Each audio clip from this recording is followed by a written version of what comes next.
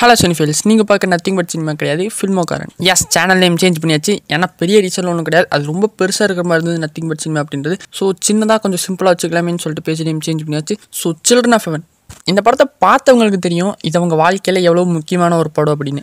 உலகத்தில் இருக்கிறதுலே ஒரு பெஸ்ட்டான ஒரு 10 படம், இல்லை உங்கள் ஃபேவரட்டான 10 படம் அப்படின்ற ஒரு லிஸ்ட்டில் இருந்ததுன்னா இந்த படம் பார்த்ததுக்கப்புறம் அந்த லிஸ்ட்டில் இந்த படத்தையே சேர்த்துக்குவீங்க. அந்தளவுக்கு பியூட்டிஃபுல்லான ஒரு படம். 100 ஆக்ஷன் படம் பார்க்குறத விட இந்த மாதிரி ஒரு படம் பார்க்கும்போது உங்களுக்கு வாழ்க்கை புரியும். நம்ம படுறதுல கஷ்டமே இல்லை, இதை விட என்ன பெரிய கஷ்டம் அப்படின்ற ஒரு ஃபீலும் இந்த படம் பார்க்கும்போது உங்களுக்கு வரும். ஒரு நல்ல படம் அப்படிங்கிறது சிரிக்க வைக்கிறத தாண்டி என்டர்டெயின் பண்ணுறதை தாண்டி உங்களுக்கு ஒரு சொல்லி தரணும். எஜுகேட்டிவாக இன்ஃபர்மேட்டிவாக இருக்கோ இல்லையோ, உங்களுக்கு வாழ்க்கையை பற்றின ஒரு ரியலைசேஷன் கிடச்சிதுன்னா அதுதான் கிரேட் ஃபிலிம். குட் ஃபிலிம்க்கும் கிரேட் ஃபிலிம்க்கும் இருக்கிற வித்தியாசம் தான். அந்த வகையில் சில்ட்ரன் ஆஃப் ஹெவன் அப்படின்ற இந்த படம் ஒரு கிரேட் ஃபிலிம். கண்டிப்பாக இந்த படம் உங்கள் வாழ்க்கையில் ஒரு சின்ன சேஞ்சாக ஏற்படுத்தும்.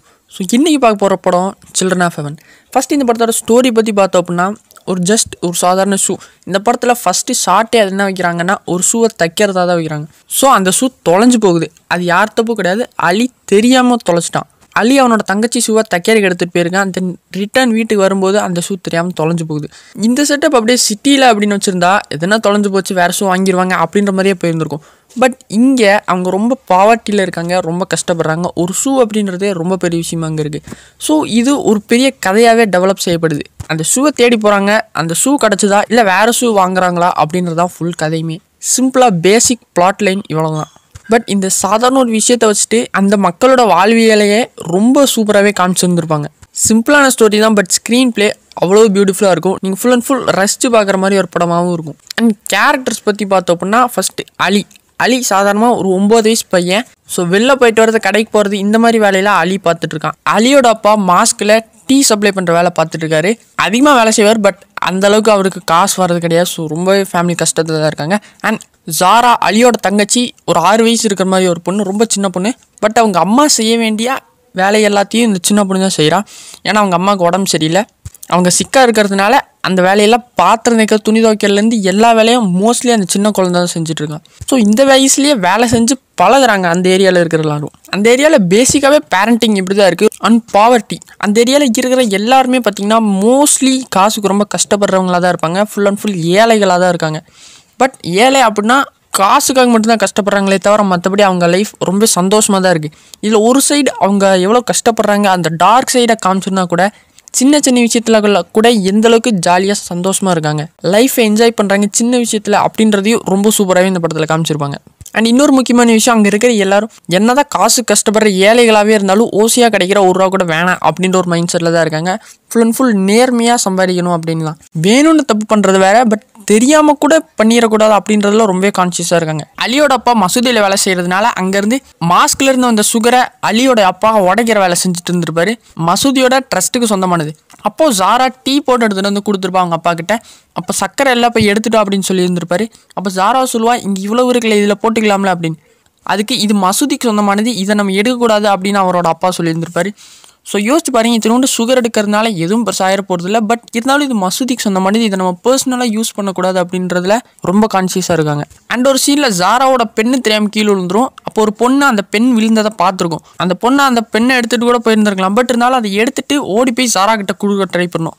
அப்போ ஜாரா சீக்கிரம் போயிடுவா. அப்போ கொடுக்க முடியாது, அதை ஞாபகமாக வச்சுட்டு அடுத்த நாள் அந்த பெண்ணை ஜாரா கிட்ட கொடுப்பா.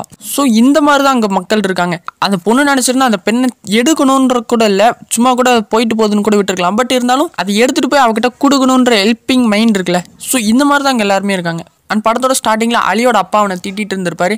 அதாவது அவங்க அம்மாக்கு ஏற்கனவே உடம்பு சரியில்லை, அவங்க துணி துவச்சிட்டு இருப்பாங்க. அவன் ஹெல்ப் பண்ணாமல் அவன் பாட்டுக்கு வெளில போயிருப்பான். அலியோட அப்பா என்ன நினச்சிருப்பாருன்னா விளையாட போயிட்டா அப்படின்னு நினச்சிருப்பார். பட் உண்மை என்னன்னா அவன் ஷூவை தொலைச்சிருப்பான். வீட்டுக்கு வந்து கேட்கும்போது சாரா அழுகிறத பார்த்துட்டு திரும்ப அந்த ஷூவை தேடி தான் அந்த பக்கம் போயிருந்திருப்பான். அண்ட் அது மட்டும் இல்லாமல் அந்த ஷூ தொலைஞ்சது அவனோட ஃபால்ட்டுமே கிடையாது. இந்த வேஸ்ட்லாம் எடுத்துகிட்டு போகிறவர் தெரியாமல் எடுத்துகிட்டு போயிருந்திருப்பாரு. அவருக்கு கண்ணு தெரியாது, பிளைண்டு தெரியாமல் அவர் எடுத்துகிட்டு போயிருப்பார். ஸோ இது யாருடைய ஃபால்ட்டுமே கிடையாது. பட் இருந்தாலும் அந்த இடத்துல பயங்கரமாக ப்ளேம் செய்யப்படுறான், பயங்கரமாக திட்டு வாங்குறான் அவங்க அப்பா கிட்ட. இப்படி ஷூவை தேடி தான் போனேன், தொலைஞ்சிருச்சு அப்படின்னு சொல்ல முடியாது. அதுக்கு அவங்க அப்பா பயங்கரமாக கத்துவார் அப்படின்னு அதை அப்படியே அக்செப்ட் பண்ணிக்கிறான். ஸோ ஏற்றுக்கிறான். ஒரு சின்ன விஷயம் தான், பட் அவன் பாயிண்ட் ஆஃப் வியூலேருந்து அவன் இடத்துலேருந்து பார்க்கும்போது இது ரொம்ப பெருசாக தெரியுது. அந்தளவுக்கு அந்த கேரக்டர்கிட்ட ஒரு இமோஷனல் கனெக்டை ஸ்டார்டிங்லேயே ஏற்படுத்தி இருந்திருப்பாங்க. கோடியாக செலவு பண்ணி எடுக்கிறது கிடையாது கிரேட் ஃபிலிம். அந்த இமோஷனை கரெக்டாக கன்வே பண்ணுறாங்களா அப்படின்றது தான். இது சின்ன விஷயமா கூட சிலருக்கு ஃபீல் ஆகலாம். பட் இருந்தாலும் அவனுக்கு வரும்போது அந்த கஷ்டம் புரியும். அண்ட் ஒரு நாளும் ஸ்கூலுக்கு லேட்டாக போய் அவர் சார் வீட்டுக்கு போடா அப்படின்னும் துரத்தி விட்டு இருந்திருப்பார். ஸோ அந்த டைமில் அலியோட இடத்துலேருந்து பார்க்கும்போது அது ரொம்ப மனசுக்கே ஒரு மாதிரி உருகமாக இருக்கும். ரொம்ப சின்ன விஷயம் தான், பட் இருந்தாலும் இது ஒரு ஆடியன்ஸாக இருந்து பார்க்காம அந்த கேரக்டரை போய் அதாவது எம்பத்தியை ஃபீல் பண்ண வச்சுருந்துருப்பாங்க.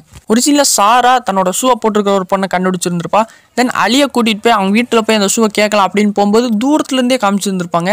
அந்த பொண்ணோட அப்பா பிளைண்ட், அதாவது ஸ்டார்டிங்கில் அந்த ஷூவை அந்த கடையிலேருந்து எடுத்துகிட்டு போயிருந்திருப்பார் தெரியாமல்.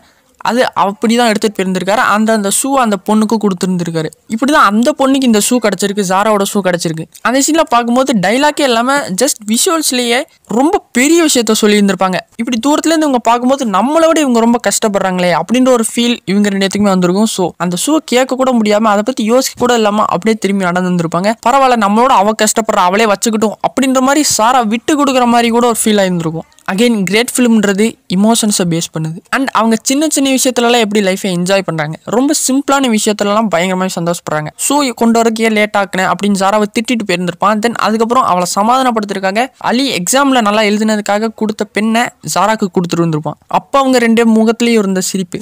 அண்ட் அந்த ஷூவை கழுவிட்டு இருந்திருப்பாங்க. அப்போது கையில் பபிள்ஸ் எல்லாம் விட்டு விளையாண்டு இருந்திருப்பாங்க. ஸோ இதை கூட அவங்க என்ஜாய் பண்ணுறாங்க. ஒரு சீனில் வேகமாக சாரா ஓடி வந்துட்டு இருக்கும்போது ஷூ தெரியாமல் டிச்சுக்குள்ளே விழுந்திருக்கும். ஸோ அந்த ஷூவை எடுக்க போயிட்டே இருக்கும்போது ஒரு கீழே போய் ஒரு இடத்துலேயே சிக்கி இருந்திருக்கும்.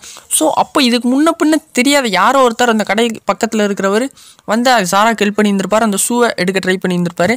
தென் அதுக்கப்புறம் அந்த பக்கம் டிச் அள்ளிட்டு இருந்த ஒருத்தர் வந்து அந்த ஷூவை எடுத்து கொடுத்துருப்பாரு. இவங்க ரெண்டு பேருமே பார்த்தீங்கன்னா கம்ப்ளீட் ஸ்ட்ரேஞ்சர்ஸ். இதுக்கு முன்னாடி சாராக்கும் இவங்களுக்கும் எந்த தொடர்புமே கிடையாது. கம்ப்ளீட் ஸ்ட்ரேஞ்சர்ஸ் உதவி பண்ணியிருந்திருப்பாங்க. சேம் அதுக்கப்புறமே அந்த ஷூவை மாட்டிட்டு அலி போகும்போது இன்னைக்கு நீ லேட்டாக தான் வர அப்படின்னு சொல்லிட்டு டீச்சர் வெளிலவே அனுப்பியிருந்திருப்பாரு. அப்போ இவன் நல்லா படிக்கிற பையன் அப்படின்னு தெரிஞ்சதும் அலியோட கிளாஸுக்கு வர அந்த சார் பேசி இவனை உள்ள அனுப்பிவிட்டுருப்பாரு. ஸோ அகெயின் ஒரு ஸ்ட்ரேஞ்சர் ஹெல்ப் பண்ணியிருந்திருக்காரு. So strangers contribution in our life அப்படின்ற சம்திங் ஏதோ சொல்ல வராங்கன்னு நினைக்கிறேன். அண்ட் ஒரு சீனில் அலி அவங்க வீட்டில் வச்ச சூப்பை கொண்டு போய் பக்கத்து வீட்டில் இருக்கிறவங்களுக்கு கொடுத்துருப்பாரு. அது நெய்பரை கொடுத்துருப்பாரு. சும்மா அதை வாங்கிட்டு அலியை சும்மா அவங்க வீட்டுக்கு அனுப்பிச்சி விட்ருக்க மாட்டாங்க. அவனை கூப்பிட்டு அவங்க கையில் சம்திங் ஏதோ நட்ஸ் மாதிரி ஏதோ கொடுத்து அனுப்பிவிட்டுருப்பாங்க. அதாவது இது கொடுத்ததுக்கு ரிட்டன் அவங்க கொடுக்குறாங்க. அதாவது இது ட்ரேட் அந்த மாதிரி கிடையாது, இது தந்தா நான் திரும்ப தரணுன்றது கிடையாது. பட் ஓசியில் எதுவும் எனக்கு வேணாம் அப்படின்ற ஒரு மைண்ட் செட்டில் இவங்களுமே இருக்காங்க. ஒன்று வாங்கினா ரிட்டர்ன் கொடுத்துடணும் அப்படின்ற மாதிரி. ஆனால் ரொம்ப அன்பானவங்க. இப்படி ஒருத்தவங்களுக்கு என்ன தரதா இருந்தால் அன்பாக மட்டுமே தரதா இருக்கணும். ஒரு சிம்பத்தியாக பாவமே அப்படின்ற மாதிரி தரக்கூடாது, இறக்கப்பட்டு தரக்கூடாதுன்ற மாதிரி காமிச்சிருந்துருப்பாங்க. அண்ட் அதே சமயம் அப்படி வர்றதை அவங்க ஏற்றுக்கவும் இல்லை. அண்ட் இந்த படத்தோட ஆக்டிங் மற்ற கேரக்டர்ஸ்லாம் விடுங்க, அந்த அலி சாரா இந்த ரெண்டு கேரக்டர்ஸ் மட்டுமே தனியாக பாராட்டிகிட்டே இருக்கலாம். அந்தளவுக்கு ஆக்டிங்கில் அவ்வளோ சூப்பராக பண்ணியிருந்திருப்பாங்க. ரொம்ப சின்ன வயசு அந்த கேரக்டராக 9 வயசு 6 வயசு அப்படின்னு இருந்தாலும் அந்த ஆக்டர் நடித்தவங்களுக்கு பெரிய டிஃப்ரென்ஸ்லாம் இருக்க போகிறதில்ல. அந்த ஏஜ் கேட்டகரி பக்கத்தில் தான் வர மாதிரி இருக்கும். பட் இருந்தாலும் அந்த சின்ன வயசில் அவ்வளோ சூப்பராக நடிச்சிருப்பாங்க. ஒரு டைம் அலி அழுகும் போதும் கிளிசரின் போட்டு வச்சுருப்பாங்க. பாதி அழுகுனதுக்கப்புறம் அப்புறம் ஷூட் பண்ணியிருந்திருப்பாங்க. அப்படின்ற ஃபீல் வந்துருக்காது. உண்மையாகவே அந்த சுச்சுவேஷன்லாம் அவன் இருக்கிறான், அதை ஃபீல் பண்ணுறான், அந்த வழியெலாம் அழுகிறான்ற மாதிரி தான் அங்கே தெரியும். அழுகை பொய்யா இருக்காது. நம்மளெல்லாம் சின்ன பசங்களை வச்சு படம் பண்ணுறதா இருந்தால் டக்குன்னு கையெடுத்து கண்ணு பக்கத்தில் வச்சு இப்படி தான் அழுகிற மாதிரி காமிச்சிருந்துருப்பாங்களே தவிர கண்ணை மறைச்சிருப்பாங்க. அது ரியலாக தெரியாது. பட் இதில் பார்த்தீங்கன்னா அழுகிறது ரொம்ப தெளிவாகவும் தெரியும். ஸோ ரொம்ப ஃபீல் ஆகுற மாதிரியும் இருக்கும். ஸோ சிம்பிளாக தே நெயில்டு இன் ஆக்டிங். ஒரு சின்ன பட்ஜெட் படமாக பிரம்மாண்டமாக காட்டுறதும் ஸ்க்ரீன் பிளே, அதுக்கு அடுத்து ஆக்டிங் தான். ஸோ நிறைய பேருக்கு நிறைய நல்ல கதை இருக்கும், படம் பண்ணணும்னு ஆசையாக இருந்திருக்கும். பட் பட்ஜெட் அதுக்கேற்ற மாதிரி ப்ரொடியூசர் கிடச்சிருக்காது. அப்போது அதுக்கேற்ற மாதிரி ரொம்ப சின்ன பட்ஜெட்டில் ஒரு படம் பண்ணி ப்ரூவ் பண்ணி அதுக்கப்புறம் பெரிய பட்ஜெட் போக முடியும். அதே எப்பவுமே ஞாபகம் வச்சுக்கோங்க, ஜேம்ஸ் கேமரோனோட ஃபர்ஸ்ட் படம் 2.9 பில்லியன் கலெக்ட் பண்ணலை. இந்த மாதிரி ரொம்ப சின்ன பட்ஜெட்டில் ஒரு நல்ல பிரம்மாண்டமான இமோஷன்ஸில் பிரம்மாண்டம் இருக்கிற மாதிரி ஒரு கதையை பண்ணுங்க. லோ பட்ஜெட் ஃபில்ம் மேக்கிங்க்கு இந்த படம் ஒரு எஜுகேஷனாக கூட இருந்திருக்கலாம். இந்த படத்தை வச்சு நிறைய கற்றுக்கலாம். மிகப்பெரிய ஒரு இன்ஸ்பிரேஷனாக ஒரு எக்ஸாம்பிளாக அமைகிற ஒரு படம். தேர்ட் ப்ரைஸ்னால் ஷூ இருக்கும். இவங்களுக்கு தேவை ஷூ தான். அந்த ஷூக்காக தேர்ட் ப்ரைஸ்க்காக தான் அலி விளையாட போகிறான். பட் ஃபர்ஸ்ட் ப்ரைஸும் வாங்கியிருப்பான். மற்றவங்களாம் அவனை தூக்கி வச்சு கொண்டாடுறாங்க, அலியை ஒரு ஹீரோ மாதிரி பார்க்குறாங்க. பட் அவனை பொறுத்த வரைக்கும் அவன் அந்த இடத்துல தோத்துட்டான். அவனோட எய்ம் தேர்ட் ப்ரைஸ் அந்த ஷூ. பட் அவனுக்கு அதோட பெருசாக ஒன்று கிடச்சாலும் அது அவனுக்கு தேவையில்லை. ஏன்னா அவன் அந்த ப்ரைஸுக்காக போல, அந்த ஷூக்காக கூட போல. அந்த ஷூ ஏன்னா அவனோட தங்கச்சிக்காக தான் ஓடி இருக்கான். ஸோ அந்த பெரிய ட்ராஃபியை கூட அவனுக்கு பெருசாக தெரியறது அவன் தங்கச்சியாக தான் இருக்குது. ஸோ இந்த அளவுக்கு சப்டுலாக பிரம்மாண்டமாக ஒரு மனித உணர்வுகளை சொல்லியிருந்திருப்பாங்க. கிட்டத்தட்ட இது ஒரு சின்ன சாக்ரிஃபைஸ்னு கூட சொல்லலாம். அப்படி அலி தேர்ட் ப்ரைஸ் வாங்காததும் ஒரு வகையில் நல்லது தான். ஏன்னா ஒருவேளை அவன் தேர்ட் ப்ரைஸ் வாங்கியிருந்தாலும் அதுக்கு அடுத்த ஷாட்டில் பார்த்தீங்கன்னா அவங்க அப்பா ஷூ வாங்கிட்டு வர மாதிரி காமிச்சிருந்துருப்பாங்க. அலிக்கும் சேர்த்து 2 ஷூ வாங்கிட்டு வந்திருப்பாரு. ஸோ அப்போ ரேஸில் அலி ஜெயிச்சு வாங்கியிருந்தா அந்த ஷூ தேவைப்படாதே. ஸோ எல்லாமே நல்லதுக்கு தான் அப்படின்ற ஒரு விஷயமே இந்த இடத்துல அப்ளை ஆகுது. இதை டேரக்டர் தெரிஞ்சு பண்ணாரா இல்லையான்னு தெரில. பட் இருந்தாலும் இப்படி ஒரு மீனிங் கன்வே ஆகுது. எல்லாமே நல்லதுக்கு தான் அப்படின்றது. எக்ஸ்ட்ரா ஒரு ஷூ வச்சு என்ன பண்ண போகிறாங்க, தேவையில்லை தானே. ஸோ அவனுக்கு திறமை இருக்குன்றத ப்ரூவ் பண்ணுற மாதிரி ஃபர்ஸ்ட் ப்ரைஸ் அடிச்சிருக்கான். அது போக 2 ஷூ கிடச்சிருக்கும் போது கேரக்டரோடைய வாண்ட் ஃபுல்ஃபில் ஆகுது. ஸோ இதோட படம் சுமூகமாக முடியுது. கடைசி ஷாட், அந்த காலெல்லாம் புண்ணாகி ஷூவை பிஞ்சு போனதுக்கப்புறம் அந்த தொட்டிக்குள்ளே காலை விடுறான். அங்கே இருக்கிற கோல்டு ஃபிஷ்லாம் வந்து அவன் காலை சுற்றிக்கு நிற்கிது, அவன் காலை கடிக்குது, அவன் புண்ணு இருக்கிற இடத்த கடிக்குது, அவன் காலை இந்த கோல்டு ஃபிஷ் ஹீல் பண்ணுது அப்படின்ற மாதிரி கூட எடுத்துக்கலாம். அந்த ஷாட்டில் மஜித் எதை சொல்ல வராருன்றது தெரில. பட் இருந்தாலும் அவன் காலை இந்த கோல்டு ஃபிஷ் ஹீல் பண்ணுது அப்படின்ற மாதிரி மீனிங் எனக்கு வர்க்காச்சு. ஸோ இந்த படத்தை பற்றின உங்களோட தாட்ஸை மறக்காமல் கமெண்ட் பண்ணுங்கள். இந்த வீடியோ பிடிச்சிருந்தா ஒரு லைக் மட்டும் போட்டுவிடுங்க. மீண்டும் ஒரு தரமான வீடியோவில் மீட் பண்ணுறது வரைக்கும் பாப்பா.